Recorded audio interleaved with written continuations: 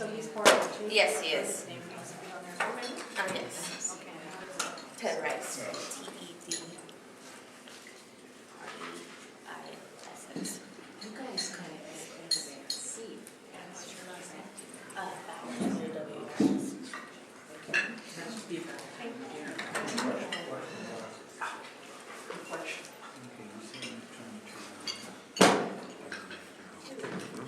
Give us 2 seconds.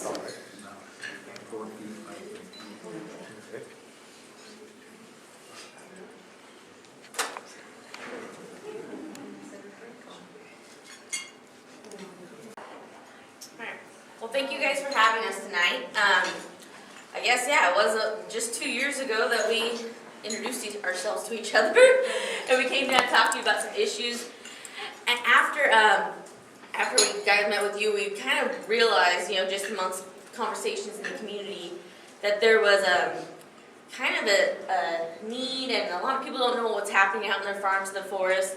And so we got together in the spring of 2016 and said, it's not people in Cottage Grove or Eugene's fault they don't know what's happening in the farms and the forest. It's kind of our fault because we just go do our jobs and no one stops and asks us what we're doing, so we just continue on, and then we realize there's a huge disconnect of what's happening. So if you want to go to so we formed Lane Families for Farms and Forests, and we came up with a mission statement committed to harnessing support for Lane County's rich heritage of agriculture and forestry, 2 cornerstones of our local community.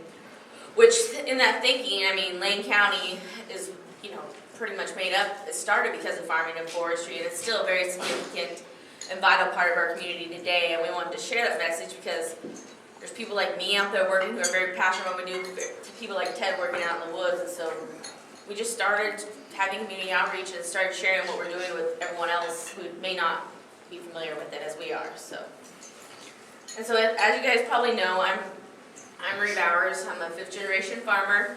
I came and spoke to you before. We farm down, a third of our farms between Goshen and Crestville, so not very far from here. We farm primarily grass seed. Wheat when the price is good, we're not now. We grow some turnip seeds, some canola seed, and some Edifoam.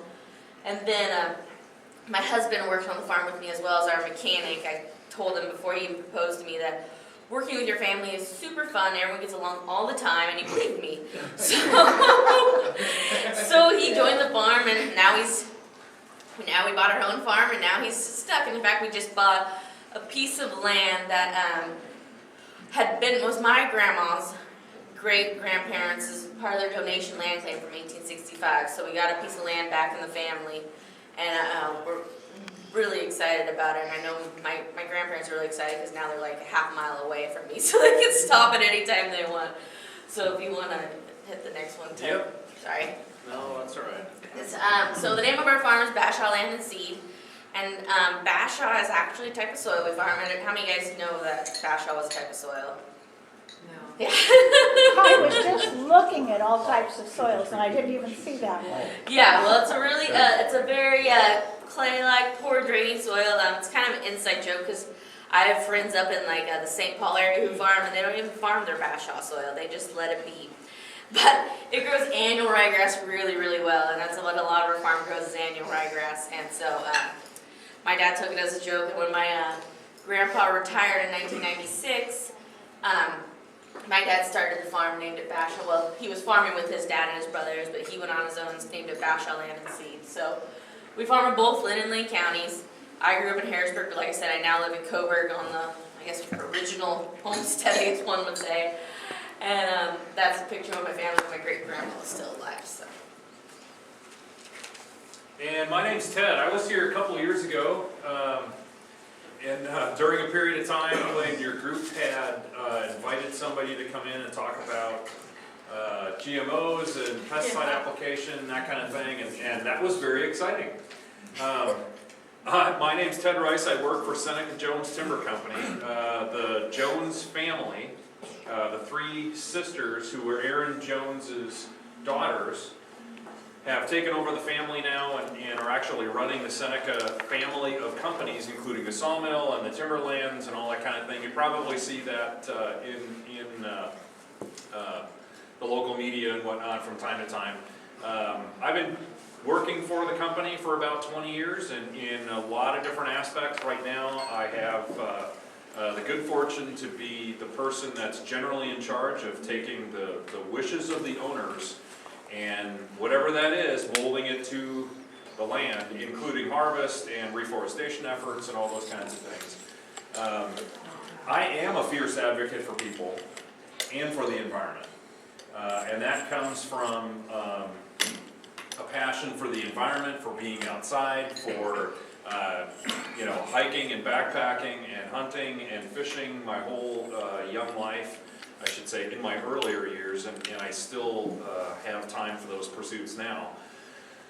And I also understand that people have been here for a long time, and people are probably going to be here for a long time. We should probably figure out the best way to manage the land, both farming practices and forestry practices, to make sure that we're doing the best we can over the longest run for people and the environment. That's not so easy. That's sometimes controversial. But I count myself as a person that is on kind of both sides of the coin there and try to do the best we can with what we've got. I'm a member of Oregon Hunters Association, Society of American Foresters, now a member of Lane Families for Farms and Forests. As I said, I work for Seneca. Have approximately 450 employees, been in business since 1954. Our primary mission is to grow trees, take those trees to the mill, also buy lots of other logs, produce lumber so that you can build a house and keep your family warm in the wintertime. That's literally what we're about. At our core, that is basically what the company does, what the family does, what all the employees do. It's an excellent company. The owners are absolutely fantastic in terms of what their ethic is and all that kind of thing. And you can see kind of the two sides of the coin there. So again, Could you make a further comment about Seneca Jones? I understand you have a 19 megawatt electric power plant that is steam, Yes. ship fired, and your Yep. supply of trees, the forest lands to get the ships from. What is your plan as a corporation, of course, for sustaining that supply of chips? So so one of the pieces of the company, there's actually three main companies, and I completely missed that, you're right. Sawmill Timberlands, and we have what we call a cogeneration plant, which simply means that we burn raw biomass product, and that's in the form of bark and wood of some kind, either slash from the woods or byproduct, low value byproduct from another manufacturing facility like shavings or sawdust or something like that. Pull that in, mix it at the right moisture level, put it into a burner, and then produce steam that we slam through a turbine to make electricity. Really old school idea in terms of how that works. In fact, that's how almost all nuclear power plants work. That's how almost all kind of semi-modern power plants work, either with cold water coming through from a river or hot steam or something like that. We actually power our cogeneration plant, which produces enough electricity 24 hours a day for about 13,000 homes. On the Eugene Water and Electric Board grid. That's where we send the electricity with mostly bark and low value products that would be either slash or byproducts from some other kind of operation. And it depends on what the market is. Sometimes we're selling our shavings or sawdust to another manufacturing facility because they need it and they're willing to pay us a higher price than it is worth to send it into our cogeneration plant. So that plant does not itself pull in trees from the woods in a strict sense. It's primarily a byproduct, a low value byproduct plant, and it eats a lot of fuel, but it doesn't eat as much fuel as you would guess. So it doesn't actually pull trees from the woods. Yeah, that on was its own anyway. primarily my question. Was if you were logging to make chips just for the electric power generation. Yeah. Oh, Yep, and we don't, primarily because clean chips have a much higher value in the marketplace. And we're not logging to cut chips. The highest value product that we have now are large 2x4, 2x6, all the way up to 2x12 lumber for making floor joists and that kind of thing, and framing lumber. That's what the highest value product that we have, all the way up to 28-foot lengths. So, thank you. Go ahead. Again, so we got together in 2016, and it's more people than just Ted and I. We have I think we have a membership list of nearly 70 people now, all farmers, foresters, Yep. people who love farming and forestry in Lane County, and who are passionate about what we do and want to share our story about why we're doing what we do in Lane County, and why we want to continue what we're doing in Lane County. So I think right now we're going to get started here with a little bit of trivia, just to test your knowledge and see what you know about Lane County Ag and Forestry. It's okay if you don't know anything. But just to start off, Lane County was established in 1851, and it's Oregon's 4th largest county by population and 6th largest county by land mass. So there's a lot of area there with a lot of people concentrated. It's just a small part of that land area too. And then again, timber and agriculture are 2 cornerstones that made up the county, and that's what got us started with, because we're in a very fortunate place to be able to grow what we grow and how many different things that we grow in Oregon and Lane County. So who can tell me how many jobs are related to ag and forestry? Directly related. Oh, I can. What? 9,000 jobs. Oh, someone's on our website. I was wondering if there was a mirror back here. Yeah, almost 9,000 jobs. So that's about 2,000 jobs related to agriculture and 6,700 attributed to forestry. If you think about it, we all know someone who's working in a mill, who's driving a truck or something. So those aren't even those jobs contribute. Those are indirect. Okay. Ready? Yeah. So Lane County has over 2,600 farms. 98% of those farms are family owned and operated, just like mine. And we have quite a plethora of crops.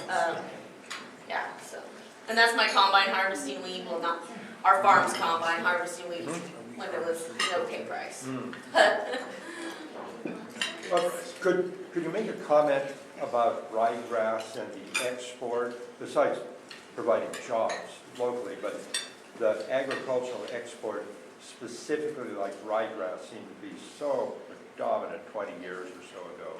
And what is that market like now, ryegrass seed? Well, now you're going to get me on my annual ryegrass is going to save the world soapbox. Because in my mind, annual ryegrass is still, we're still the the world's top producing state for ryegrass. Like I said, we primarily go annual ryegrass, which is shipped down to the Gulf states so that the cows can eat. The sheep that graze on it all winter long, you can find in your local stores here in Eugene, local restaurants. And then it goes to China to feed fish, ironically. Our grass straw goes to Japan and Korea, and like Kobe beef, like Wagyu beef, Kobe beef. That eats annual ryegrass straw. So, yeah, so you pay a lot of money for a cow that was fed annual ryegrass straw. And then most recently we've developed annual ryegrass. It's always been used in erosion control in forests and such. But it's been going into cover crops into the Midwest because annual ryegrass is a, what you would call like a nitrogen leach. Like it takes up any extra nitrogen in the ground. And because they don't have like the wet soils that we do, the roots can just go down as deep as they can possibly imagine. And they're finding, the Midwest farmers are finding a lot of benefits to not only their soils but also their yields. And there's now I'm getting really nerdy on you guys. There's a type of soil called fragipan, which I guess the best way to describe fragipan would be a cement layer of soil that nothing can get through. Would you say that's the best way to describe a cement layer of soil? Yep. Anyway, but they're finding annual ryegrass groups are breaking through that now. Roots are breaking through that soil and making the ground more productive and healthier because of annual ryegrass. So, And I also heard you mention meadow foam. What kind of rotation is your meadow-foam with regard to the ryegrass? Every other year, every third year? It depends on what we want to put in there next. There's only a limited amount of acres we can plant for meadowfoam, and it's one of our few rotational crops that also likes wet feed like ryegrass. It goes in oil and higher-end cosmetics. There's honey that comes from the bees that live on it for that certain time of amount that's blooming. But our rotation just depends on what we want to do with that field that next year. Lots of times our field will stay in the same crop, especially ryegrass fields for years upon years, and if we need to clean it up because there's a weed problem. This year our meadowfoam is in an old stand of tall fescue that would have gone to pastures, but we need to clean it up. And so it's cleaning up because it's different than a grass, so you can treat it differently than a grass, and you can use different tools and methods on this. So. And is any of your meadowfoam oil product, is it actually used specifically for biodiesel locally? Because 25 years ago, NASA did this study, and of all the oil crops, meadowfoam was preferred for biodiesel. So if I can speak on this, meadowfoam is the highest quality vegetable oil that exists. So whatever quality measure you're using for your vegetable oil, meadowfoam is the winner.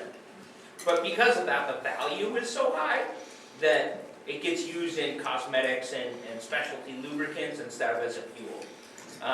Anybody who has a beard in the room, put meadowfoam oil in your beard, makes it look great.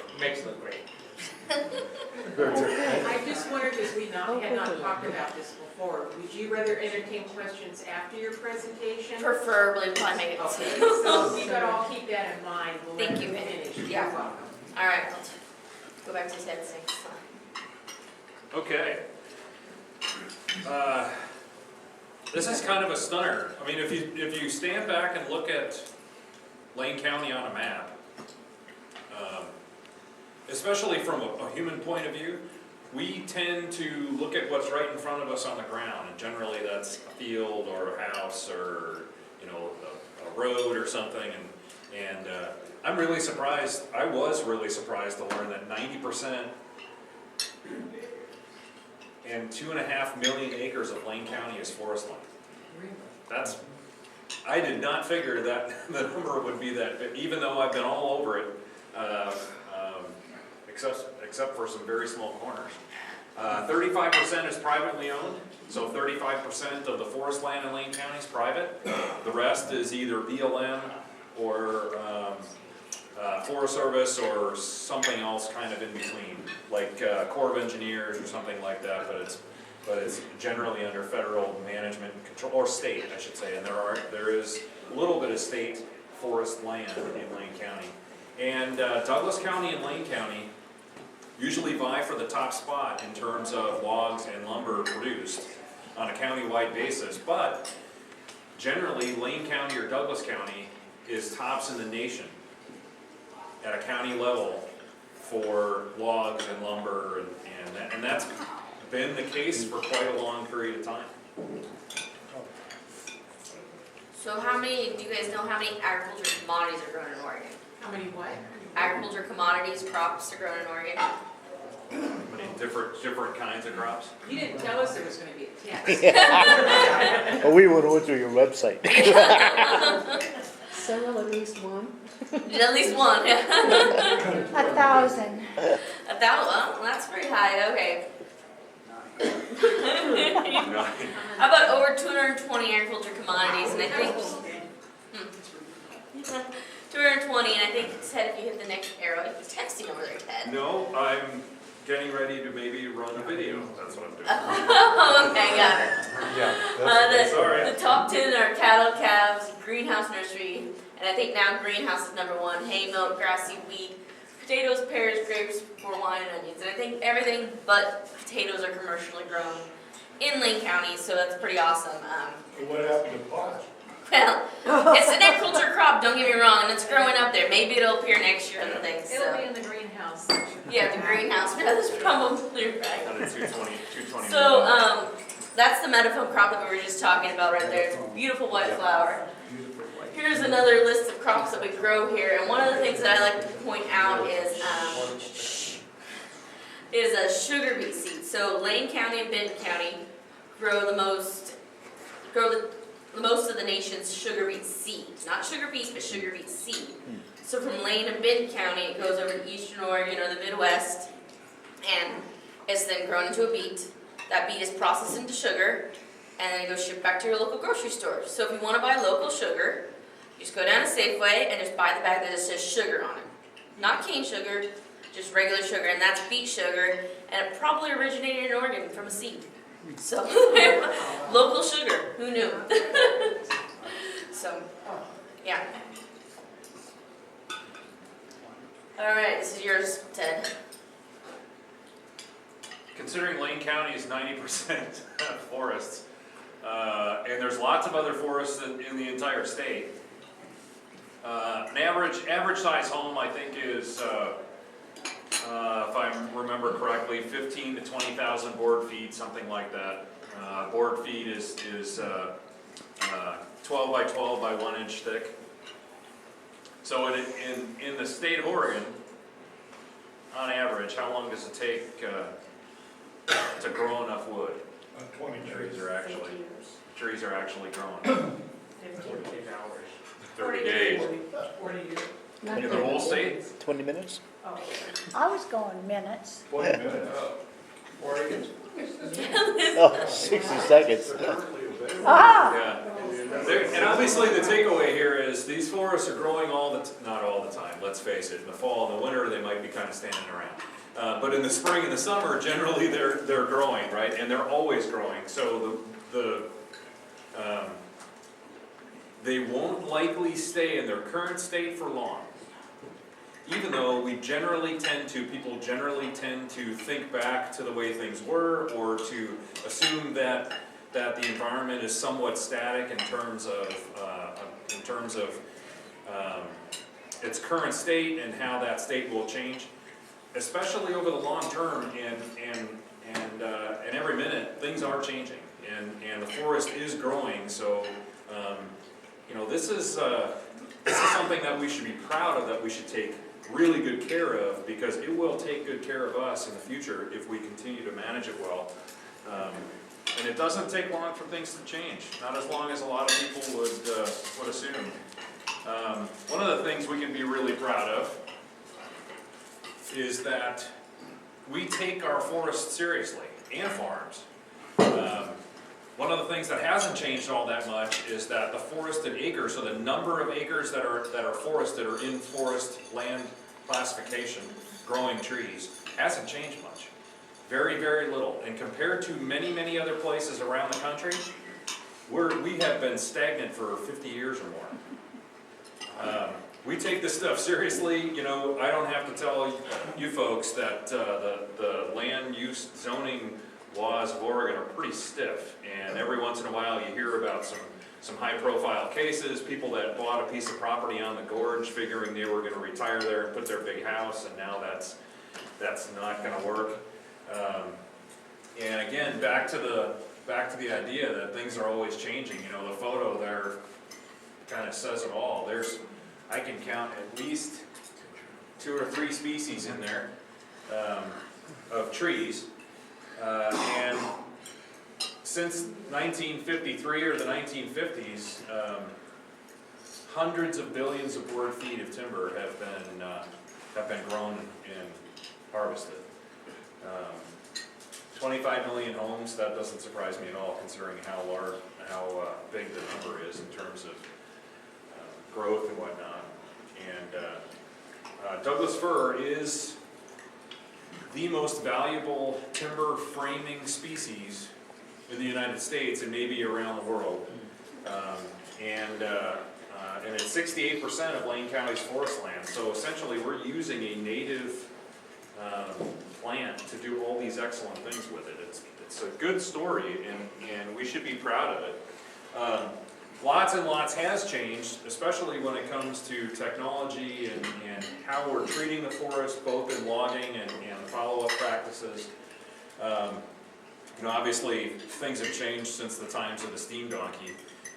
It was not so long ago in terms of years that we used to just cut the trees down and let them fall in the creek, and then we'd go up the creek with big giant machinery, and you can imagine what the creek looked like afterwards.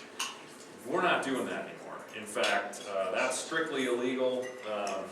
That kind of practice has gone by the wayside, most likely for good.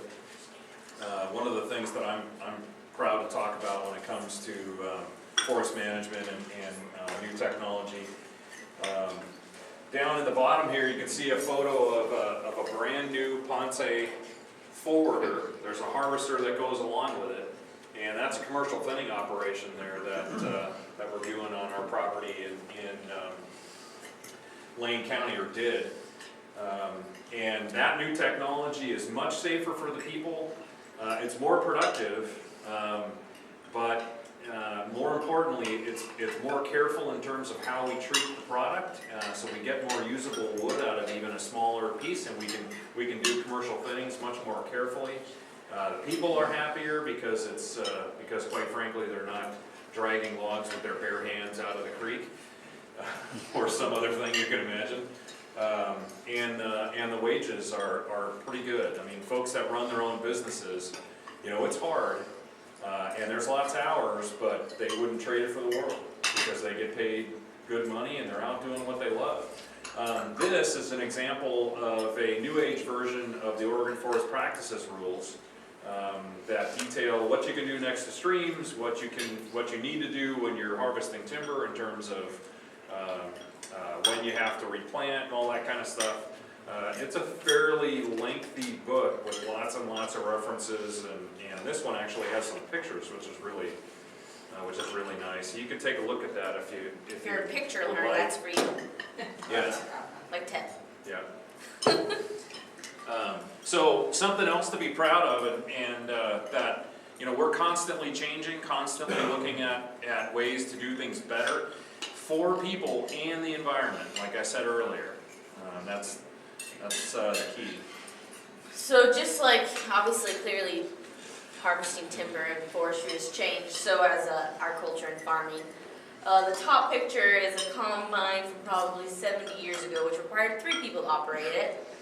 The bottom one is from a couple years ago where a 15-year-old boy was operating it.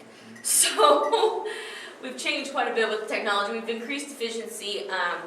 We used to have 7 windrowers, which windrowers are what cuts the grass into rows, and now we're down to 3 because they can go faster. So we're doing more with less, and it takes a lot of stress off that time of year, because this last year we cut the whole entire farm in 6 days. We normally would take us 10 days. We're working 7 to midnight. That's hard on someone, especially if you don't have the. It's ingrained in me to love it. It's ingrained in me to work it, and I love it. It makes you pumped up to you're getting stuff done. But a 15-year-old kid does not share that same passion sometimes. So we've increased.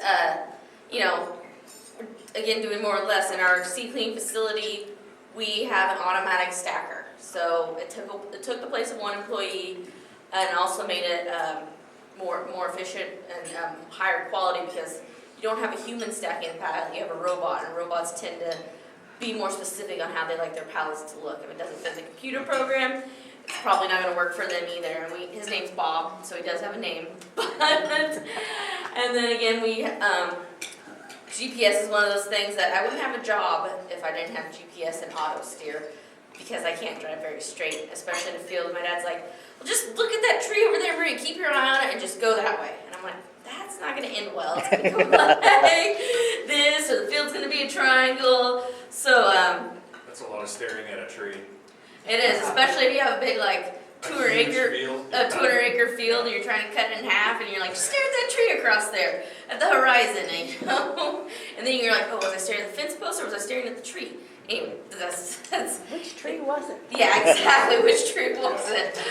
Along the same lines of GPS, we have our yield monitors, so we can tell.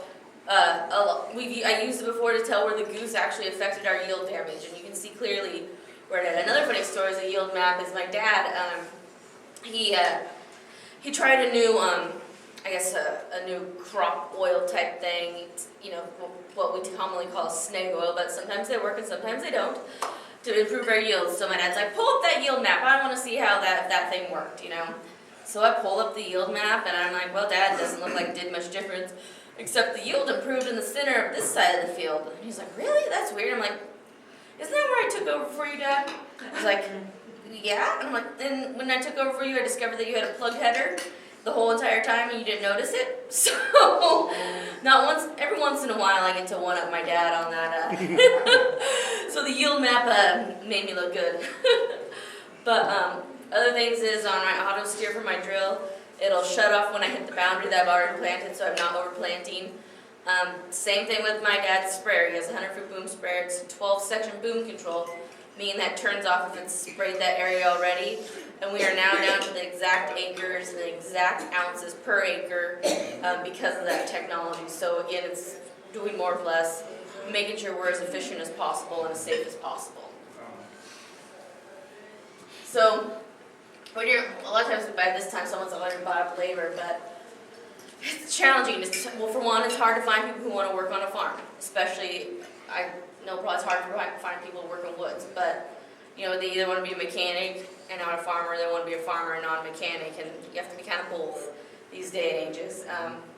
And then kids wanting to work. I think in our seed cleaning facility, we also try to hire teenagers, and we had a kid quit every week this summer. We had to constantly just find new help, and that's a lot of paperwork on my end, and I get really irritated when I fill out paperwork for one day and he quits the next day. So, again, that's why we started the conversations. You probably guys see all kinds of stuff in the news, you see all kinds of stuff on social media, and a lot of it's not coming from someone who's out there doing what we're doing, a farmer or forester's mouth, and so it's kind of, those are challenging, especially when you get to the policymaker parts. We have 90 people in a building in Salem trying to figure out what to do because they read a book, and I think that's the best way to do it. Yeah, where they're thinking about how they can get it into an application on their phone, whatever it is. If it's telling your neighbors what you're going to be doing, or notifying the state, or you name it, they try and figure out how they can turn it into, let's make an app for that so that everything's good. It's like, when you punch that thing on your phone, that's like a get out of jail free card, or a everything's perfect in my world push button or something. It's weird. Well, and the thing was, so about the book part, one of the representatives last year, he read a book called The Soil Will Save Us, and all of a sudden he wanted to make all this legislation based on this book called The Soil Will Save Us. So I was asked if I could read this book, and I was like, okay, I'll listen to the book. I listened to the book, and what stuns me is that we're doing 90% of the stuff the book wants us to do, because it's good practices, it's good for the environment. The soil is our bread and butter. Like, if you don't take care of the soil, then the rest of there's no point of even doing farming. And that's kind of, I've learned that from my dad. I've learned that, I love Bashaw soil because I know what it grows and I know what we can do with it and what how to take care of it and how to treat it. And so we do things like no-till, and that's the thing that, again, people in Salem wanting to make these policies who aren't really coming out and talking to us, asking if we're doing these practices that, because again, I get very passionate about soil as well as annual grass. So,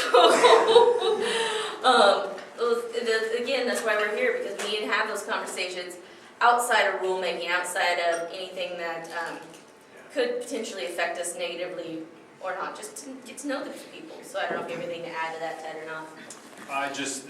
It's interesting. We,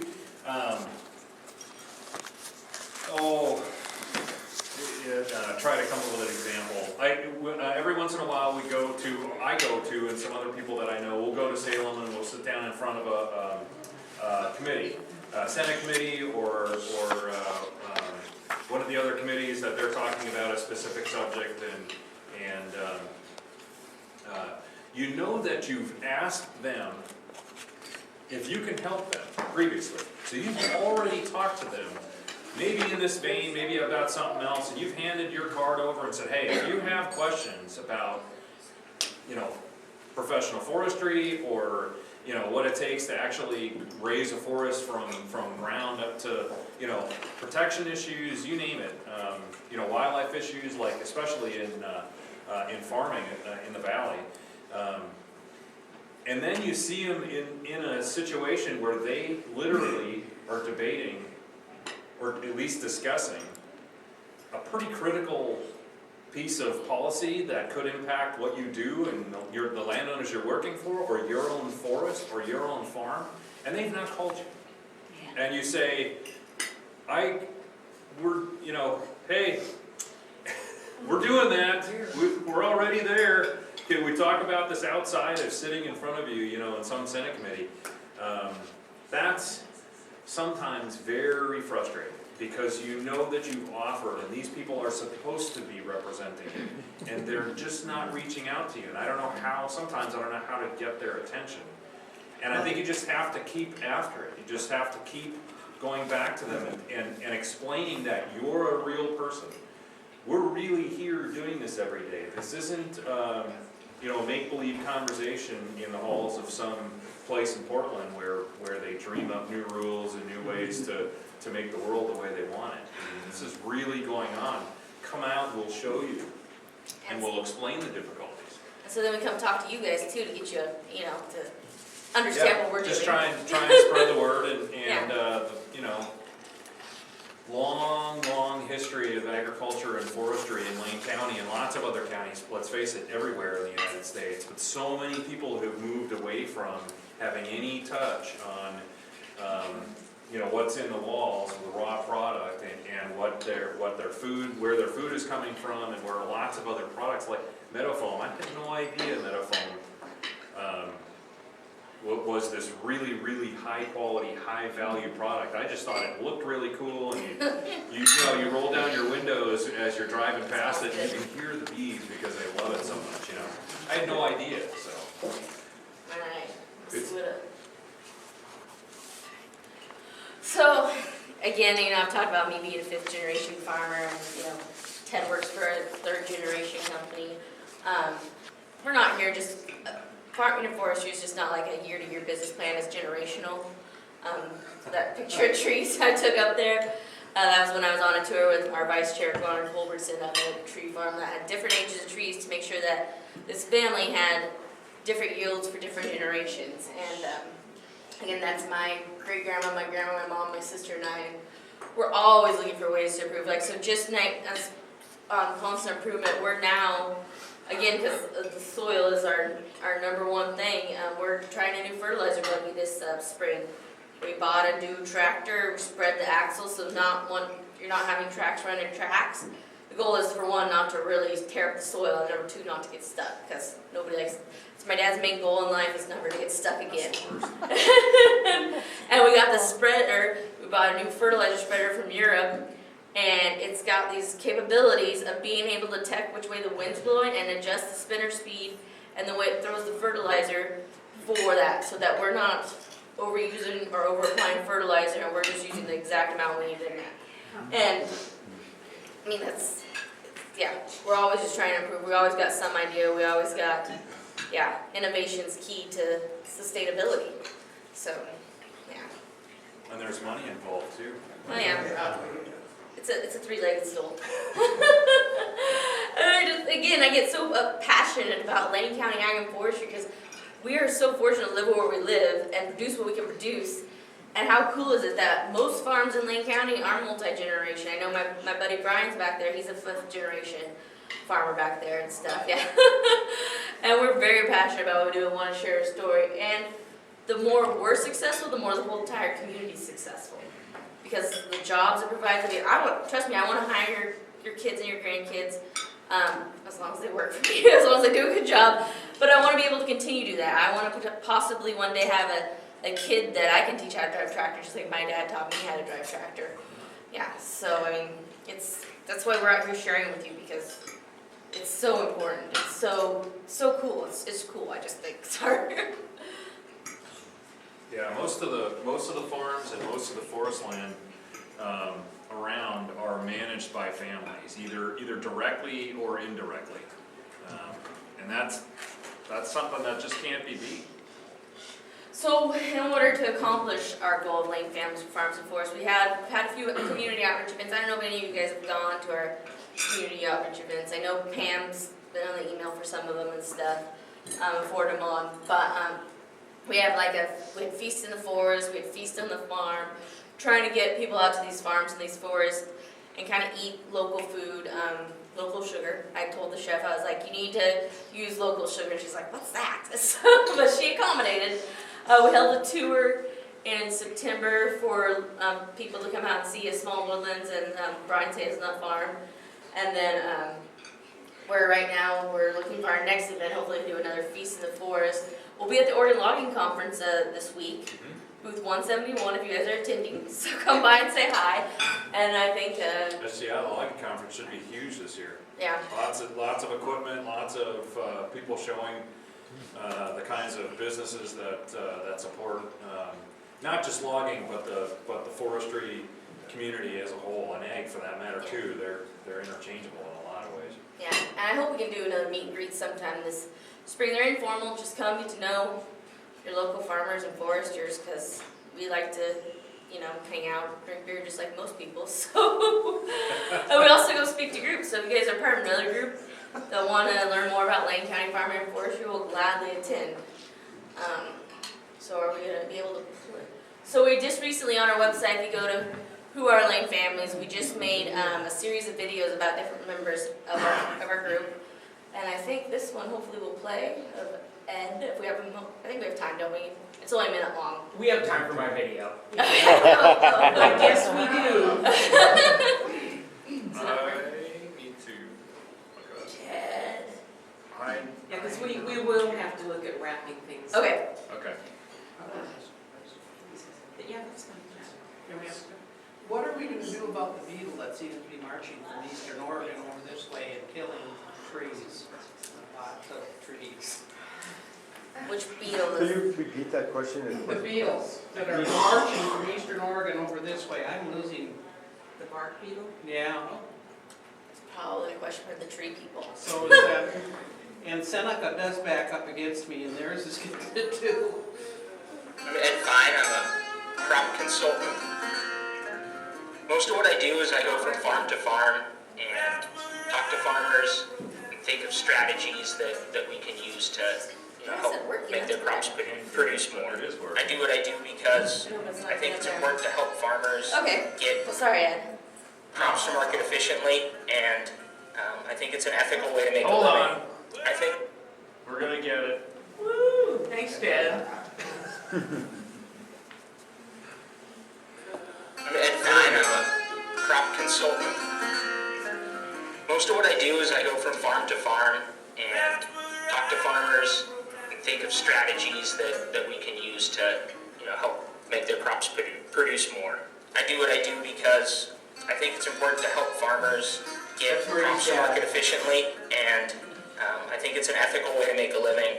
I think that people who live in urban areas need to appreciate how much the people who manage the landscapes we appreciate in Oregon do for them.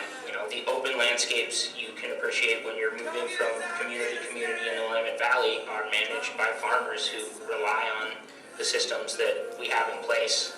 Changing things to make life harder for the people who manage our landscapes is not going to make those landscapes better for people who appreciate them and who like living in Oregon because of open spaces.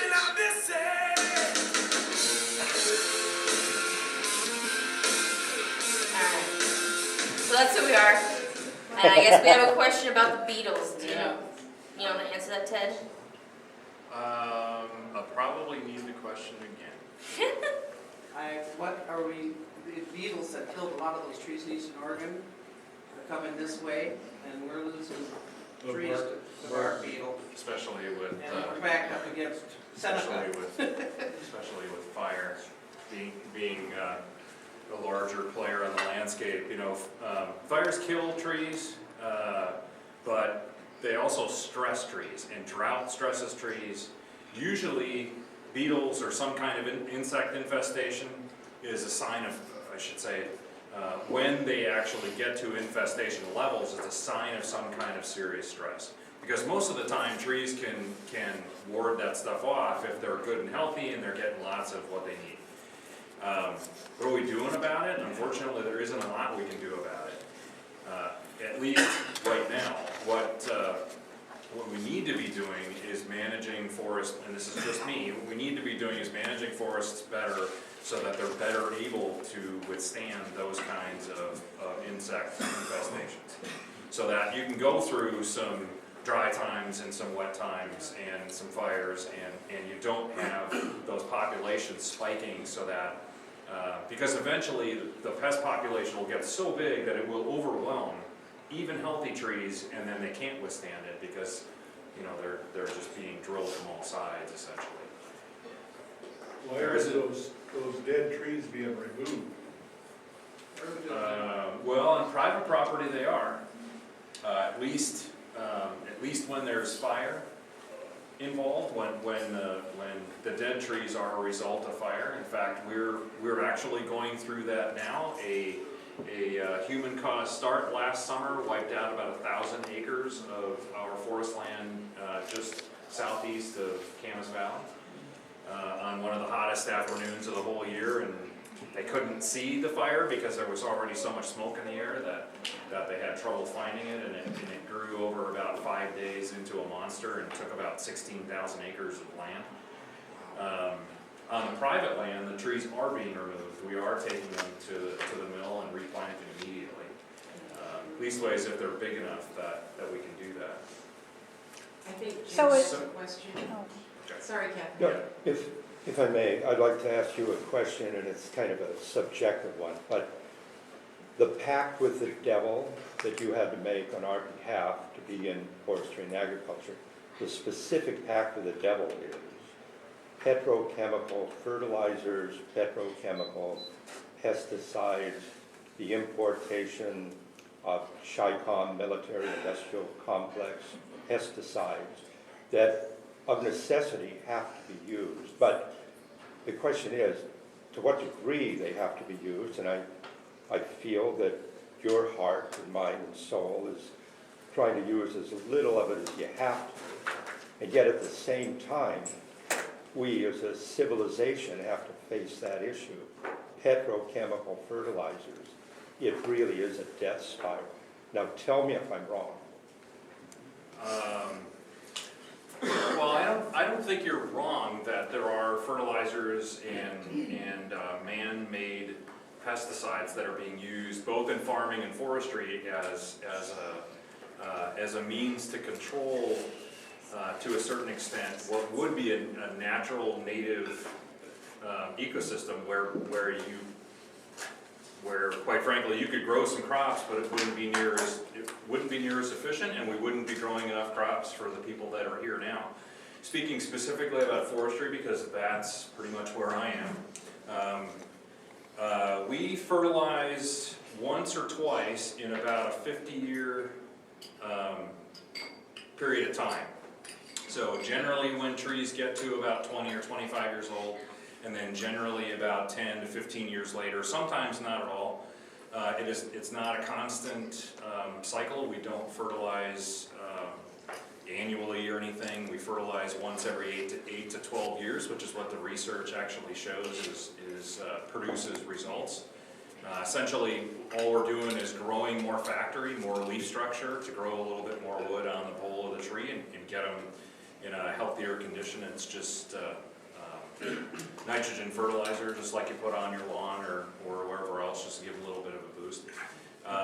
Pesticides, specifically herbicides in forestry, are used 2 or 3 times very early in regeneration work, and that, quite frankly, is necessary to meet the standards that we have in terms of regeneration. So we would like the trees that we plant to move quickly towards producing new roots and getting up a little bit so that we can let them go and they can do their natural thing.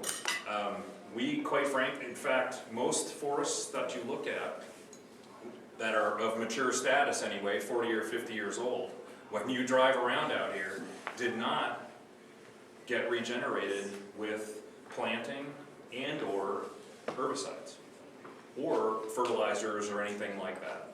Most of the time, what they did was they either cleared it or cut what they felt was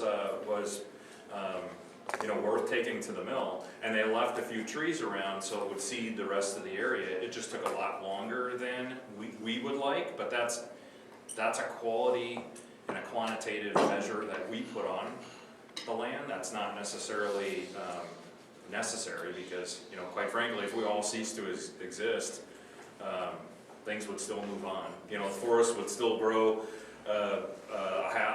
framing enough lumber to frame a house in 60 seconds, and the forest wouldn't care if we were here. So generally, that's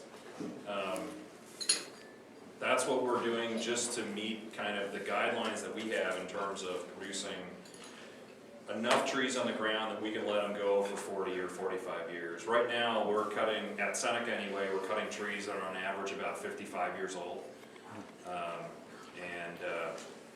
We just want to have enough of them so that when we get to that point, we've got something to go with, Very good, thank you. And Marie, You could bet. you make a follow-up, but this is important. Marie, could you make a follow-up on the use of chemical products as an alternative to field burning? Well, I guess we use them more now. That's a simple answer. I mean, it's not bad or good. I mean, Yeah, we might be better off burning, huh? to me, I mean, chemicals are a tool. They need to be used according to the label, to be used responsibly. We try to use as less as we can, but also to think about it, it's a chemical. You can find them anywhere, even if, sometimes they're even naturally occurring in the environment, and then we just man-made them into something more efficient. Like we use manure on our fields for fertilizing some years. Every other year we do this cycle with the dairies that are nearby us. But to think that if we need to fertilize our whole entire farm with manure, that would be a lot of cows, a lot of mine of bat guana and other resources that aren't really that great for the environment if you really want to get down to it. And so through human innovation, we've come up with these tools to figure out how to basically rein in these certain aspects that we need to be successful at what we do and to make sure that our crops and our soils are healthy. And as the term of field burning has gone with, we've had more pests now. We just do. We have slugs. You saw the picture of slugs. We didn't have that problem. Oregon State had to hire a slug researcher to figure out how to solve the problem. And you probably still don't. We have more problems with crane flies. Before we still do a lot of no-till. We've no-tilled on our farm for decades. I know it's this new fancy buzzword that you see in all the magazines and everything. We've done it for decades. But we used to burn a field, no-till it in, and we didn't have to, that was it.